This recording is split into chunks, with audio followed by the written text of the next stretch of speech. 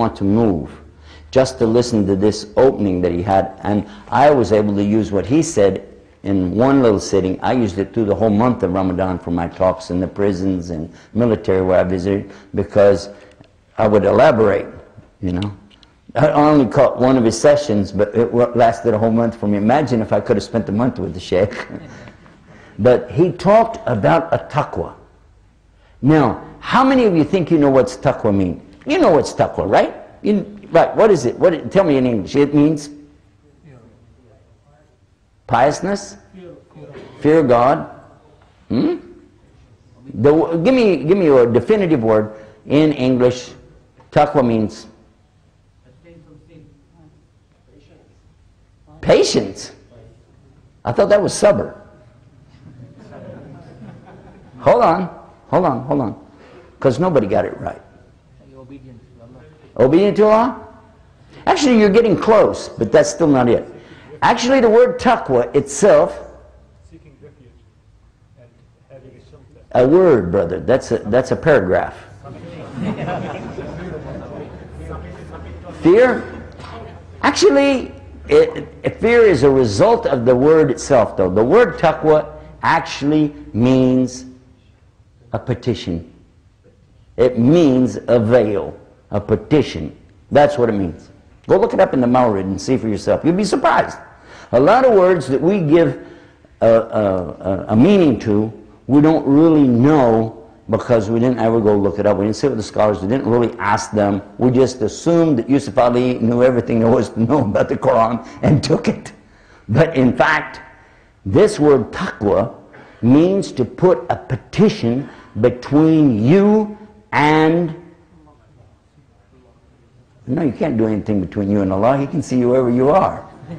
He can hear you wherever you are. He knows everything. No, it's not between you and Allah. It's between you and the punishment of Allah.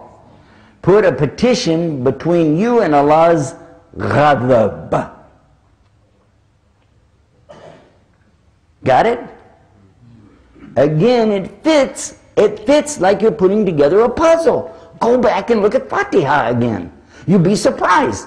Remember what it said right after when you were describing the path. You said, the path of those that have your favor. غَيْرُ الْمَغْضُوبِ Maghdubi is ghadab. The people that have Allah's ghadab. Ghadab means rage or wrath. Anger. Real heavy-duty anger. Put a petition between you and the anger of Allah. Let's digress again just for a minute and look at something. On the Day of Judgment, another hadith of the Prophet ﷺ, it was some very famous hadith, you probably know it better than me, that on the Day of Judgment, they're going to be standing there and the sun will be brought close, people will be standing in their own sweat, it'll be so hot, even the kuffar, they know, you know, even if I go to hell, I don't care, I just got to get out of this day, because they're standing and standing and standing, and people don't have any clothes on, and it's just so hot, and it's miserable. So some of them said, go to Adam. Go to Adam. They go to Adam and they tell Adam, you know, you're the father of all of us, and you know, you're a prophet and everything. Go to Allah and tell him to start the judgment. And look at the response of Adam alayhi salam. Your Lord, and he uses the word ghadab, is angry today as he's never been angry before, and he'll never be this angry again. I have my own sin. Go to Ibrahim alayhi salam. They go to Abraham, peace be upon him. With a similar statement, he gives them the same thing back again about this ghadab, this anger. He sends them to Moses. Moses sends them to Jesus. Jesus, peace be upon him, sends them to Muhammad sallallahu alaihi wasallam. Each of these prophets along the way is saying the same word, ghadab of Allah, ghadab of Allah. It's on this day. And now do you see the importance of establishing this taqwa? Because without it on that day, you don't have anything between you and that horrible anger of Allah that will be there on that day. But here's your chance. It's right in front of you. It's free. You're here in New Zealand, of all places in the world. Here you are, and it's still available to you right here. All you have to do is establish this taqwa. And how do you do it? One of the ways is to fast the month of Ramadan. How sweet. And it's coming up. Some of you in this room were thinking of different excuses how you were going to try to get out of it this year. Some of you were. Some of you have been contemplating, well, you know, I've been a little bit sick, or I travel a lot, and, you know, I got problems, and maybe I can find a fatwa on the internet that says that, you know, I don't have to, yeah, lazy or whatever reason, or I didn't fast last year, what's the difference? But, you know, I told you in the beginning that once a person has done something, the second time is easier. Just like the one who hasn't fasted before, the first time he fasts, it's beautiful. I recall when I was working with Jamaat Tabligh down in Houston, Texas one time. And this many years ago. And we went out and we took different people and we visit different communities, and except if anybody would like to travel along with us, just to go out for the sake of Allah. And at one point we picked up a gentleman who couldn't speak English, he spoke Urdu. So everything had to be translated. And he must have been close to 40 years old. Wonderful person, very, very shy, nice guy. He did smoke cigarettes. He had a bad habit of smoking, but other than that, he was very, you know, he wanted to help do something for Allah. He donated his car that we could use it, and he came along, bought the gas, that kind of thing. Now watch what happened. The day of Ramadan began, first day. And all of us are making sure we ate on time. We get up early in the morning, wake everybody up, pray Fajr, and then at night when we broke the fast, we were in a little masala in an apartment somewhere, and we just had some orange juice and everything. This man burst into tears. And he was saying some things in Urdu, and I was trying to understand what's the matter with him, what happened to him. And then I realized his tears were tears of joy.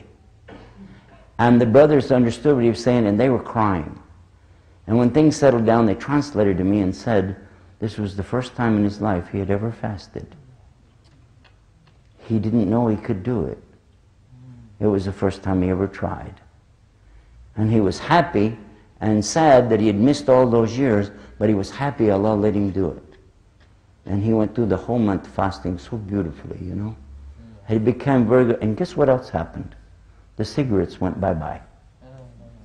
No more cigarettes. Because he realized, just as I can do something, I can also stop doing something. And isn't that what Ramadan's about? That during the day where we're fasting, we're not drinking, we're not eating, we're not having intercourse with our wives. No, that's true. But what else? We're also guarding this tongue from saying things. And by the way, another source of taqwa is to guard that tongue. Two things the Prophet ﷺ said, if you can guarantee me two things, I can guarantee you Jannah. This and this, and he pointed to his tongue and his private parts. Guarantee those two things, and that's a source of taqwa, isn't it? By the way, always, I never saw an occasion yet, even on the radio interview today we did with Talkback, some of you heard about that. It always comes up about hijab for women. Burqa, purda, hijab. But did you ever stop and think that the verse in Surah An-Nur starts with the letter Waw? Wa. It says Wa, and tell the believing women to lower their gaze. Wouldn't that indicate to you that there must be a verse before that? Isn't there a verse before that? Verse 30, chapter 24, it says, tell the believing men to lower their gaze, to guard their private parts. And isn't this, and Allah's telling you this, you want to talk about taqwa? There you go. That's better for you. And then he says, and tell the believing women, essentially to do the same thing, but they need to cover themselves up. Why? Is it a punishment on them? No, it is not. It's a reward for them, but it's to prevent these men from looking at them, because Allah knows even when He gives commandments, there's plenty of guys out there who aren't going to pay attention to it, and there's plenty of non-Muslims that will still stare at the women. So it's prevention. Again, taqwa. What is Ramadan to you? Have you thought about it? What is Ramadan? It's a chance to get this taqwa. A chance to build that partition, that wall between myself and that horrible anger and punishment that's going to be coming.